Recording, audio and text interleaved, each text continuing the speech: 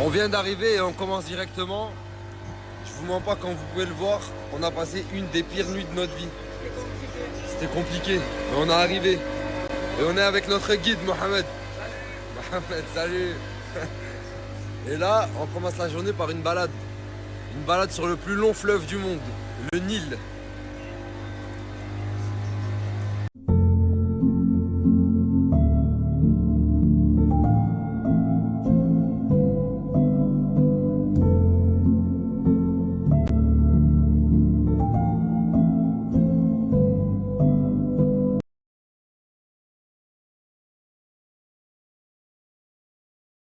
Regardez, c'est un camion qui est rempli d'œufs, mais jusqu'au rabord, genre. Il y a des palettes et des palettes entières d'œufs. Ce qui me choque ici, c'est le trafic et toutes les voies qu'il y a. Et en fait, le chauffeur, toutes les 30 secondes, il est obligé de foutre un coup de klaxon pour montrer qu'il est là. Sinon, on lui rentre dedans. C'est un code. En fait, je lui ai demandé pourquoi il faisait ça. Il m'a dit, c'est le Caire. Et là, j'ai compris exactement ce qu'il voulait dire.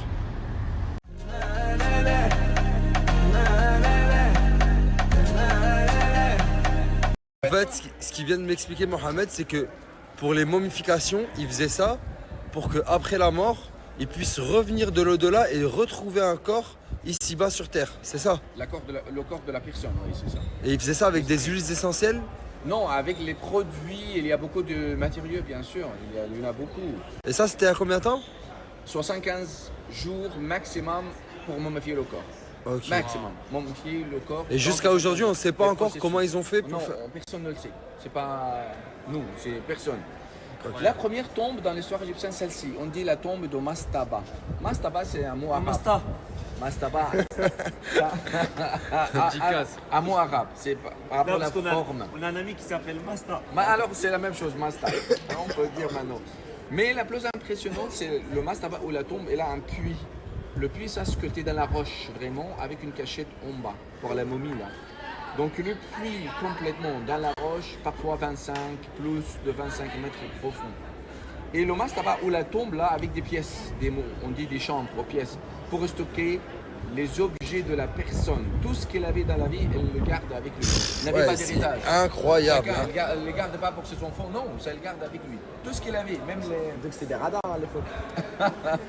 Non, c'est pas derrière. En fait, chacun avait sa vie. Genre, Ouais, je te laisse rien, Tout ce frérot. qu'il avait, le costume, J'ai c'est accumulé. vraiment lui, pour lui, c'est les cannes, ouais, les objets, même les lits, les chaises, Ah, c'est tout ce comme qu'il dans- avait. Tout ce qu'il y a à moi est à moi. Dans Fortnite, quand tu meurs, ça va tu mets une construction sur ton stuff. Ouais, c'est pareil. Mais pour tout ça, pour l'aider, il y a autre vie après la mort. Et chacun, elle aura besoin de tout ce qu'il avait, bien sûr. C'est plus vieille que Gizeh. Comment elle Longtemps s'appelle avant. cette pyramide? Cette pyramide, on dit la pyramide à degrés. Ou Degrés. la pyramide de Saqqara. Parce que c'est comme des gradins, c'est plusieurs fois. C'est pas un seul projet, c'est 6 projets successifs. Elle a fait. Excuse-moi, Mohamed. La photo, elle est plus ancienne que la pyramide. Arrête. Donc celle-ci la plus vieille, d'accord? Donc chaque pyramide, Non, c'est une seule. Normalement pour une seule personne. c'est uniquement le pharaon qui est Il était enterré. enterré dedans, à Ok. l'intérieur. Mais celle-ci, parce qu'il n'a pas aimé, elle n'était pas enterrée dans celle-ci. Mais recommencer une autre tombe pour lui avec la forme parfaite, Mais quand même, où elle était enterrée. quand même, on voit que les pharaons, c'était des gens très orgueilleux. Ils aimaient bien montrer qu'ils étaient au-dessus, non? Oui, c'est normalement, c'est la classe sociale. C'est la classe sociale, même la forme, c'est classe sociale. Lui à haut et le peuple en bas. Hein. Cette chambre, elle mettait avant, pour savoir qu'il y a énergie ou non, morceaux de viande dans la chambre fénère, malgré la chaleur, c'est fermé, hein, et on a dit les granulés de rose, ça transmet bien l'énergie. Malgré la chaleur, ça reste 3 semaines intact et bien conservé.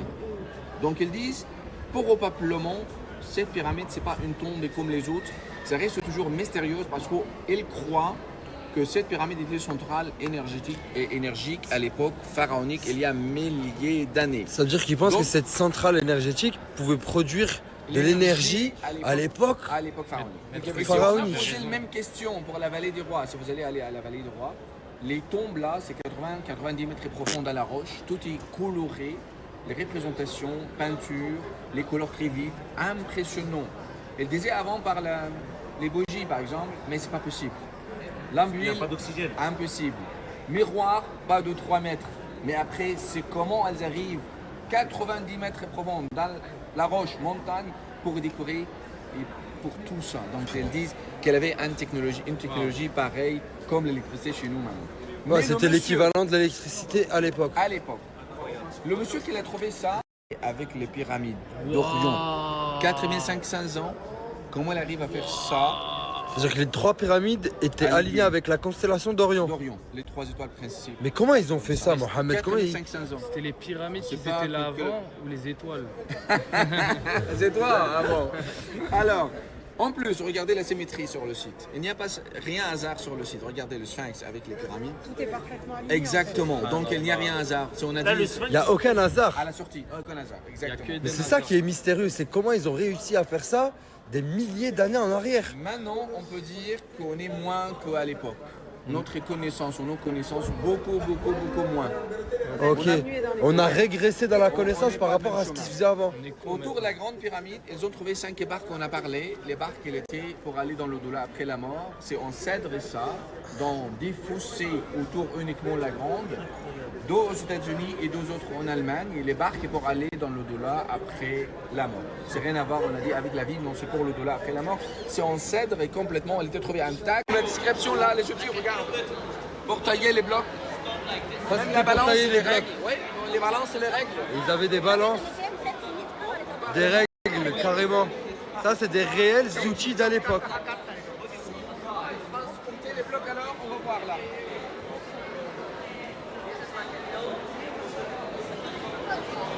Voilà. Donc, Ça veut dire qu'avec ces relous-là, ouais, le rouleau. on arrivait à transporter les blocs. Oui, à l'époque, bien sûr. Et tout ça a été trouvé sur place, ici. Ok. Et ça, c'est authentique, hein. Ouais, et celle-ci aussi.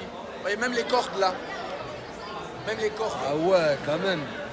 Et dites-vous que tout ça, c'est authentique. C'est des produits qui ont été utilisés à l'époque pour déplacer les blocs. Ça, c'est une chambre funéraire de la Grande Pyramide. C'est sculpté en granit rose qu'on ramenait à plus de 1000 km d'ici.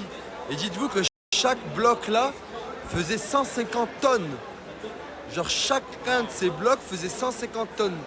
Et ils les ont ramenés à plus de 1000 km, ils les ont transportés jusqu'à ici pour en faire des tombeaux. C'est incroyable. On enchaîne avec le bus. Voilà. On est toujours en plein milieu. Et on va faire une balade en chameau tout autour des pyramides pour pouvoir bien les observer. Ça va être incroyable. Ouais.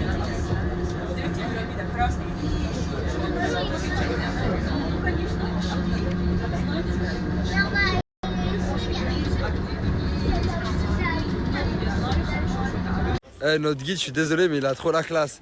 Il met un petit parapluie pour le soleil et tout. C'est hyper chic.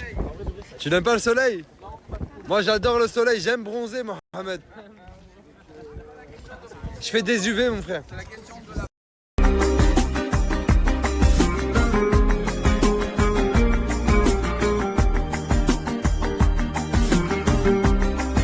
Là, on est monté sur le dromadaire.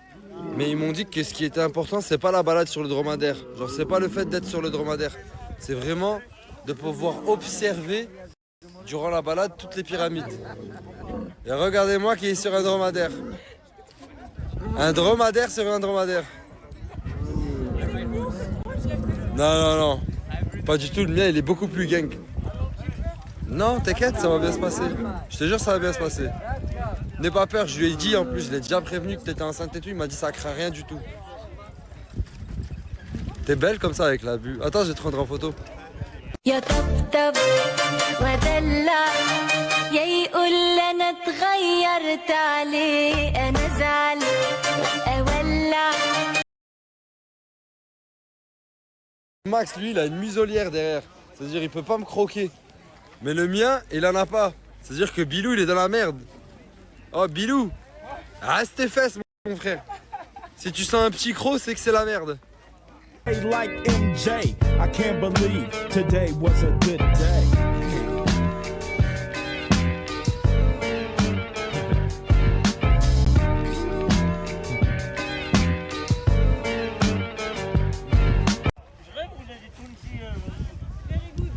Elle a dit Tounsi very good, il m'aime ce gars.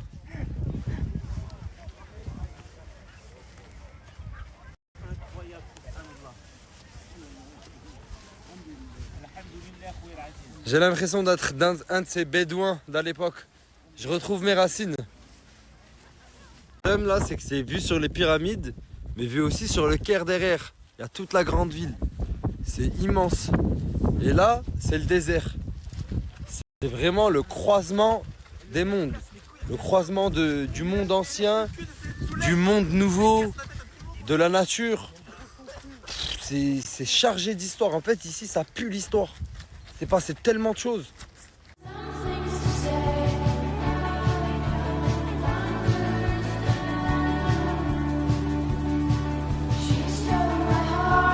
Ce que j'aime trop, c'est que chaque groupe, c'est une nationalité différente.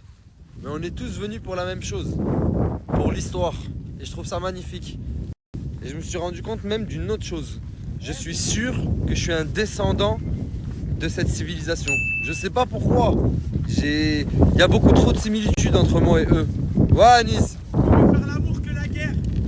Vaut mieux faire l'amour que la guerre.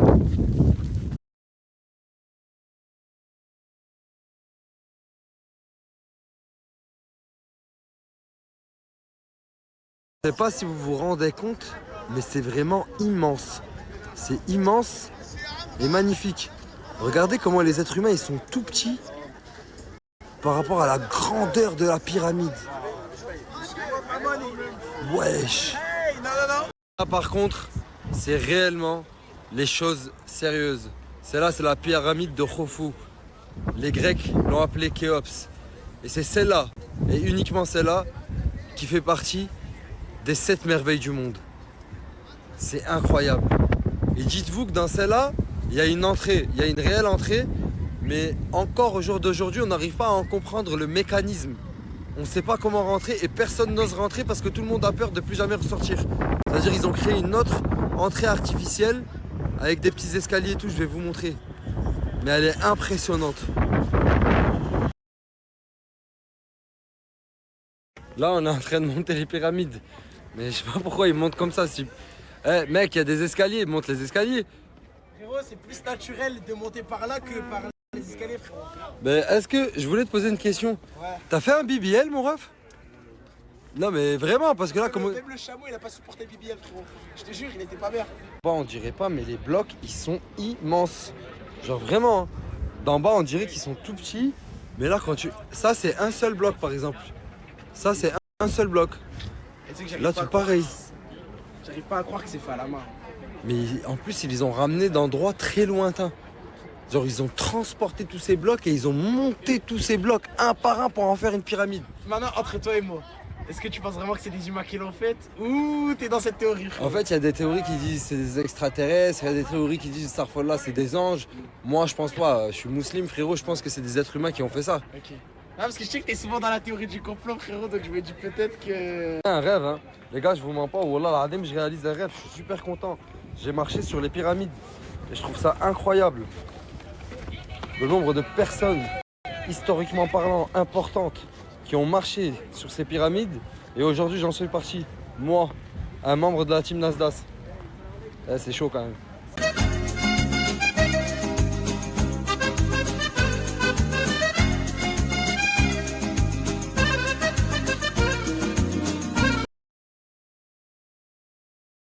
Le plus vieux dans toute l'Égypte, 4500 ans, on a dit avant, on dit le tombe de Vallée.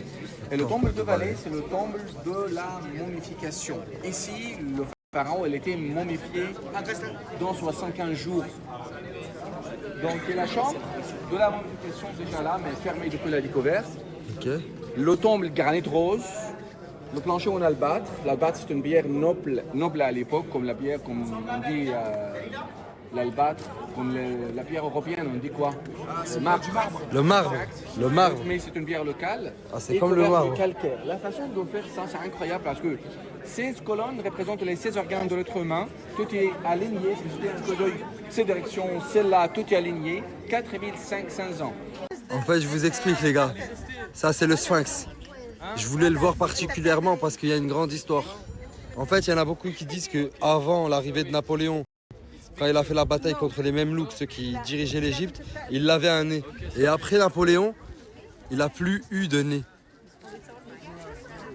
Quel personnage ce Napoléon quand même, c'est incroyable. Hein. Un charisme, une grandeur, une aura. لما شفتها قلبي دق 3 دقات والطبلة دخلت لعبت جوا دماغي حاجات لما الرق دخل قلبي. Bah, comme hier, je suis en plein milieu du Caire, mais je vais faire une petite pause pour vous partager les meilleures photos que j'ai jamais vues de ma vie. C'est des photos, encore une fois, faites pour défiler. On dirait que c'est des photos qui ont été prises par Vogue, tellement elles sont de qualité et tellement elles sont incroyables.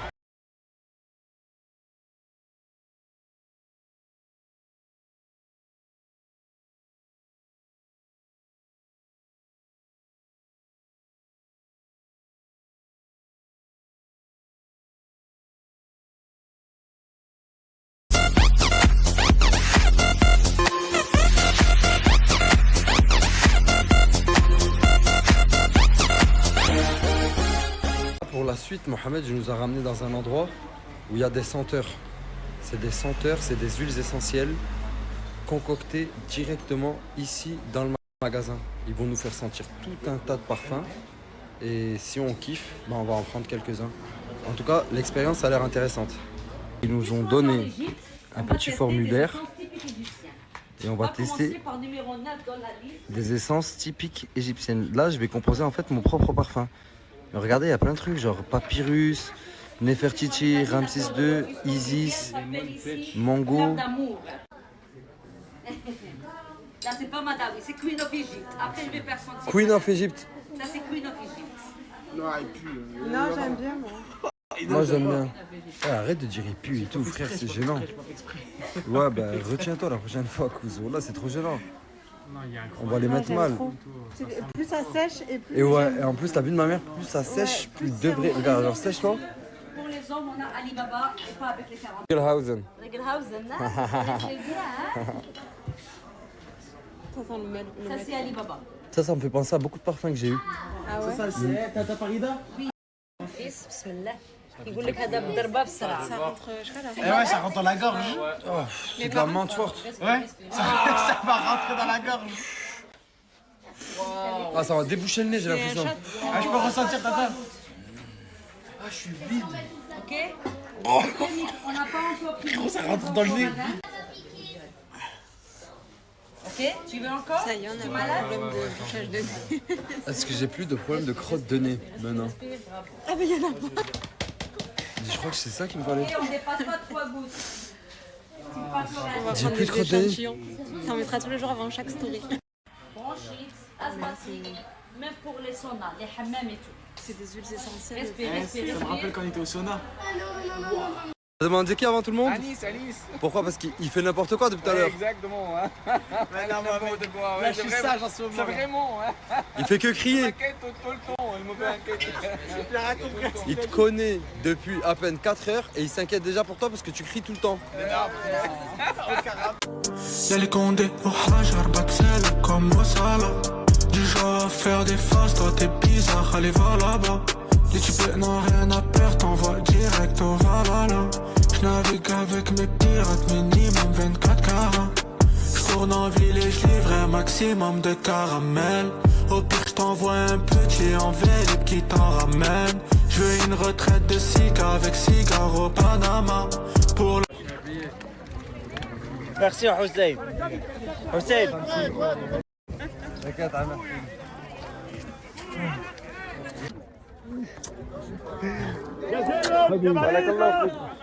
Hussein.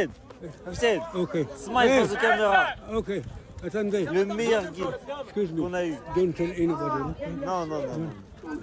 Là, Okay?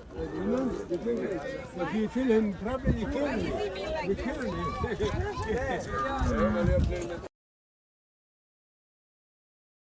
Là, Mohamed, il nous a ramené dans un resto. J'aime beaucoup le mood du resto.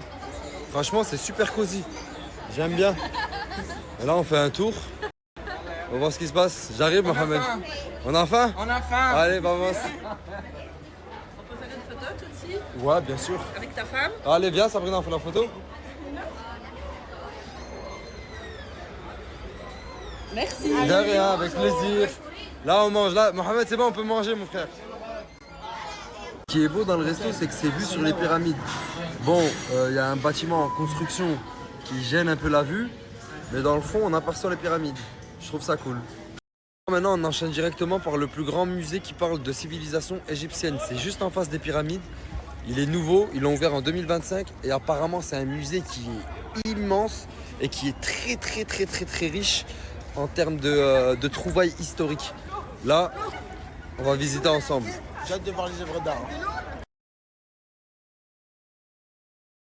Rien que l'entrée déjà c'est une dinguerie.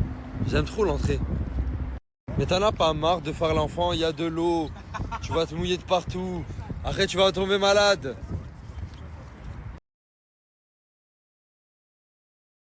Les grands pharaons, les cartouches, leur nom.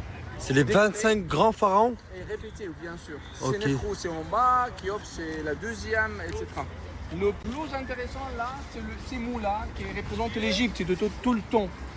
Et le plus connu, à l'époque, c'est pas Mesre, on dit, ou l'Égypte actuelle, on dit K-O-M-O-T là.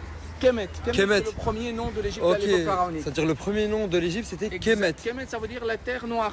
La terre noire. Black land over there. Et ça a fini par Et la devenir Masr. La statue est incroyable, elle est 100 immense. 11 mètres la hauteur. C'est Un qui des plus grands pharaons, Ramsès II, Ra-Missou, un des plus grands pharaons. Elle régnait l'Égypte 67 ans, vivait jusqu'à 92-94 ans.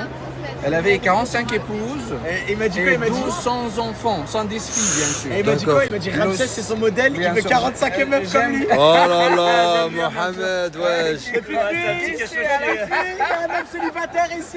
Oh là là, arrêtez, vous allez me foutre 45, la honte. imagine, 45. 45 femmes. Et comment il Ah, faisait? je sais pas. Elle était chaud la part, Ramsès, frérot. C'est simple, Yanis là, il est parti aux toilettes. On est parti aux toilettes parce que ça fait 20 minutes, on le trouve pas. On cherche de partout, on sait pas où il est. Depuis tout à l'heure, je le cherche de partout et je sais pas où il est. Peut-être qu'il a fait une mauvaise blague à l'égyptienne, là, en parc. Là, vas-y, arrête, dis pas des trucs comme ça, frère. Faut qu'on le trouve. Et surtout qu'on est obligé de continuer la visite. Oh là là, mais c'est cheap, c'est trop. C'est où? Frérot, j'ai fait tout le tour du musée et je me suis retrouvé dans une pièce, ils m'ont mis un casque VR sur la tête. Mais tu devais aller aux toilettes de Mais base. je suis parti, je vous ai pas revu. Et frérot, je suis rentré dans une salle, il y avait que des mecs en costard, ils m'ont mis un casque VR sur la tête. Ah, là, t'as plus le droit de me quitter d'un seul millimètre. C'est fini. Mais je te jure, pas plus, quand même, il y a des mecs en costard, ils m'ont mis un casque VR sur la tête. Cette plante-là, c'est le lotus. C'est la seule plante qu'ils ont trouvée dans le tombeau de Toutankhamon, que je vais vous montrer après. Elle symbolise l'amour, parce que c'est une fleur qui se réveille le matin. C'est incroyable. Un des monuments les plus impressionnants de ce musée, c'est cette barque. Dites-vous que cette barque, elle a 4500 ans. C'est une pièce originelle, hein. Elle a 4500 ans. Et en bas, elle a été faite par des... genre, il y a du papier de papyrus. Parce qu'en fait, ça leur permet de flotter. Le papyrus, ça flotte naturellement. Ça veut dire qu'ils en mettaient en bas des barques. Elle est immense. C'est incroyable. Mohamed, il vient de m'expliquer un truc super important. En fait, les pharaons, pour leur vie, dans leur croyance, hein, pour leur vie de l'au-delà, ils ont fait construire 365 statues d'eux-mêmes. Pour que dans leur au-delà, ils n'aient jamais à travailler. Que chaque jour de l'année, ça soit une de leurs statues qui travaille. Qui continue à vivre en tant que pharaon, astaghfirullah. C'est incroyable quand même comme concept.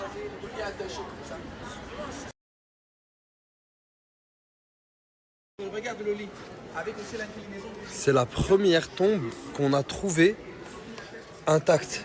Regardez, il y avait même des rideaux, des canapés, des lits. C'est la tombe de Téphérès, la reine Téphérès. C'est la mère d'un grand pharaon. Et ils l'ont trouvé exactement intacte comme ça. C'est incroyable quand même, alors que ça fait des millénaires. Ça les gars, ce que vous voyez, ce que je vous ai montré, c'est ses intestins. Même ses organes, ils sont restés intacts, tellement ça a été bien conservé. Mort jeune et ça n'a même pas été un grand pharaon. C'est juste que sa tombe, elle était tout en dessous. Et il y avait les tombes de Ramsès IV, je ne sais plus exactement quel Ramsès, mais il y avait des tombes de deux pharaons qui ont été immenses. Avant les siennes, elles ont été pillées de ouf et ils ont laissé la sienne intacte. Et c'est comme ça que Toutankhamon, c'est devenu un des pharaons les plus connus.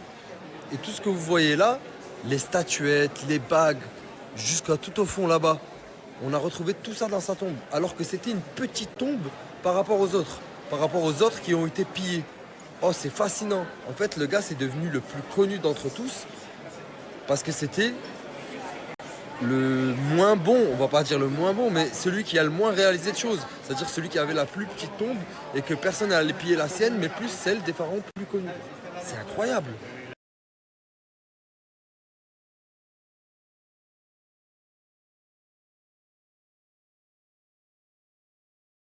Pour la suite, on est venu visiter une fabrique de papyrus.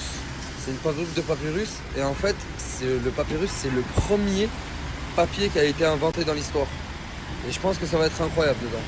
Fait par les anciens Égyptiens depuis des milliers d'années avant Christ de cette plante-là, et ça c'est la plante du papyrus. Le mot papier lui-même est dérivé de papyrus parce que c'est l'origine, la première étape pour faire le papier dans toute l'histoire. Pour deux raisons, la forme de la fleur qui ressemblait au rayon du soleil, symbolisant le dieu du soleil Ra, et la deuxième raison c'était à cause de la forme triangulaire de la tige qui ressemble à la pyramide, et forme pyramidale surtout selon les anciens Égyptiens symbolisée à l'éternité. Bon, contient une partie de la tige déjà coupée, bien sûr ça sera selon la taille du papier que vous voulez faire. Mais la plante en fait peut atteindre comme hauteur peut-être plus que 4 mètres d'hauteur. Okay? Deuxième étape, vous allez éplucher la plante comme ça parce que le papier se fait toujours de la partie blanche à l'intérieur.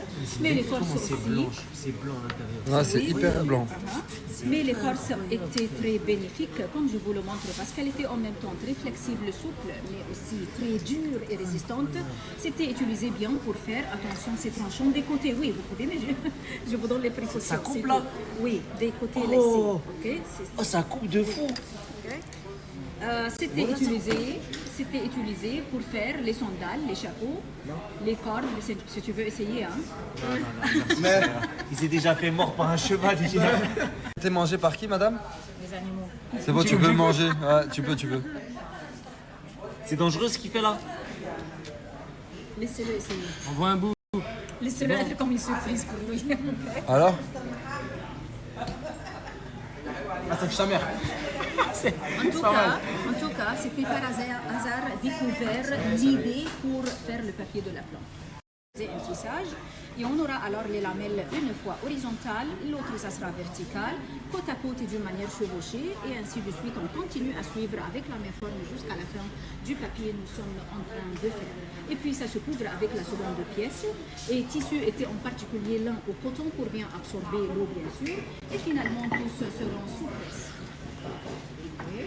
Bien sûr, à l'époque, ça n'existait pas cette presse-là. On utilisait les roches ou les pierres lourdes, un peu originalement faites de la plante du papyrus, comme ils le faisaient les anciens Égyptiens. Tout simplement, faites bien attention parce qu'il y en a le faux papier. Faux papier, c'est-à-dire imitation, et imitation, cela veut dire qu'il se fait d'autres origines différemment que la plante du papyrus. Regardez, on a pris quoi? Une fresque sur un papyrus. Elle est incroyable. La carte de l'amour. Et on a fait rajouter nos deux prénoms avec une fleur de... Une fleur de quoi?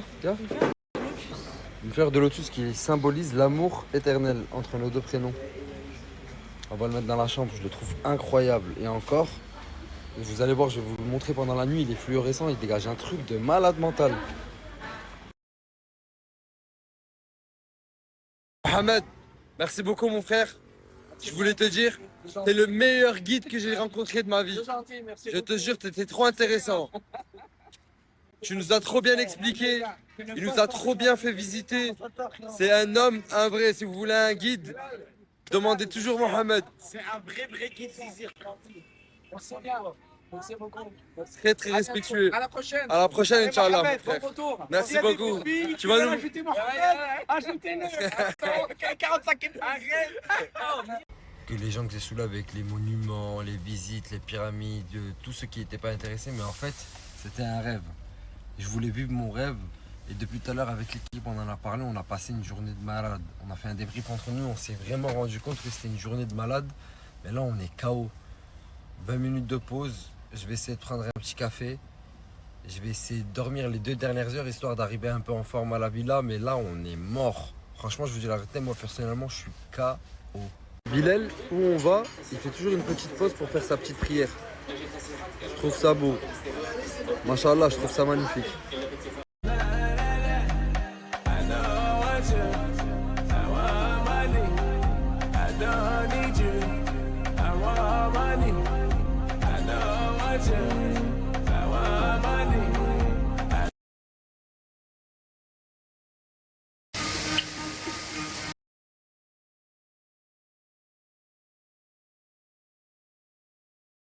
En fait les gars, en 2 minutes j'ai reçu que des réactions de malades. Genre c'est hyper bienveillant, j'ai trop aimé, il y en a beaucoup, c'était leur rêve à eux aussi et ça je savais pas. Et ils l'ont vécu en immersion avec nous, comme s'ils y étaient. Du coup bah pour vous, je vous dis la vérité, vous êtes les meilleurs, je refais ça quand vous voulez. Les gars, j'arrête là avec les réactions parce que j'en ai par centaines en à peine 2 minutes et c'est que des messages comme ça. Vous êtes trop gentils, je vous dis la vérité, vous êtes trop gentils et je suis hyper fatigué, ça veut dire que émotionnellement là, je suis fragile. Vous allez me faire chialer. Vous allez littéralement me faire chialer, je peux avoir la larme à l'œil facile. Du coup j'arrête, je lis plus, vous êtes trop gentils et bienveillants. يسرف دمي ولا انباس يسرف دمي ولا